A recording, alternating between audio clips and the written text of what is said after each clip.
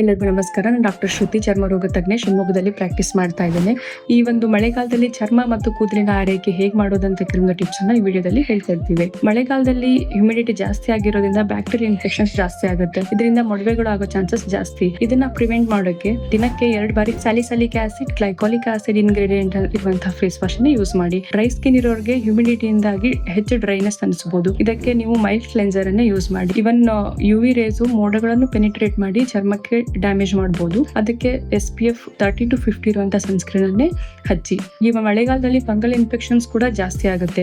ಪದೇ ಪದೇ ಒದ್ದೆ ಆಗೋದ್ರಿಂದ ಕಾಲ್ ಸಂದಿನಲ್ಲೆಲ್ಲ ಫಂಗಲ್ ಇನ್ಫೆಕ್ಷನ್ಸ್ ಬರ್ಬೋದು. ಫಂಗಲ್ ಪೌಡರ್ ಹಾಕೊಳ್ಳಿ. ಇವನ್ ಕಂಕಳ ಸಂದಿನಲ್ಲಿ, ತೊಡೆ ಸಂದಿನಲ್ಲಿ ಕೂಡ ಫಂಗಲ್ ಇನ್ಫೆಕ್ಷನ್ಸ್ ಜಾಸ್ತಿ ಆಗುತ್ತೆ. ತುಂಬಾ ಡ್ರೈ ಸ್ಕಿನ್ ಇರೋರಿಗೆ ಮಳೆಗಾಲದಲ್ಲಿ ಎಕ್ಸಿಮಾ ಅಂತ ಸ್ಕಿನ್ ಅಲರ್ಜಿ ಕೂಡ ಜಾಸ್ತಿ ಆಗುತ್ತೆ. ಮಳೆಗಾಲದಲ್ಲಿ ನೆತ್ತಿನಲ್ಲೂ ಕೂಡ ಆಯಿಲ್ ಗ್ಲ್ಯಾಂಡ್ ಸಿಕ್ರೇಷನ್ಸ್ ಜಾಸ್ತಿ ಆಗಿ ಡ್ಯಾಂಡ್ರಫ್ ಆಗೋ ಚಾನ್ಸಸ್ ಜಾಸ್ತಿ ಇರುತ್ತೆ. ಅದಕ್ಕೆ ವಾರದಲ್ಲಿ 2 ರಿಂದ 3 ಬಾರಿ ಆಂಟಿ ಡ್ಯಾಂಡ್ರಫ್ ಶಾಂಪೂನ ಹಾಕೊಳ್ಳಿ. ಹೇರ್ ತುಂಬಾ ಡ್ರೈ ಮತ್ತೆ ಫಿಸಿ ಅನಿಸಬಹುದು. ಇದನ್ನ ಅವಾಯ್ಡ್ ಮಾಡೋಕೆ ಶಾಂಪೂನಲ್ಲಿ ಮಾಯಿಶ್ಚರೈಸಿಂಗ್ ಇಂಗ್ರೀಡಿಯೆಂಟ್ ಇರುವಂತಹ like organ oil, vitamin E, ಶಿಯಾ ಬಟರ್, ಅವಕಾಡೋ ಇರುವಂತಹ ಶಾಂಪೂನ್ನೇ ಚೂಸ್ ಮಾಡಿ.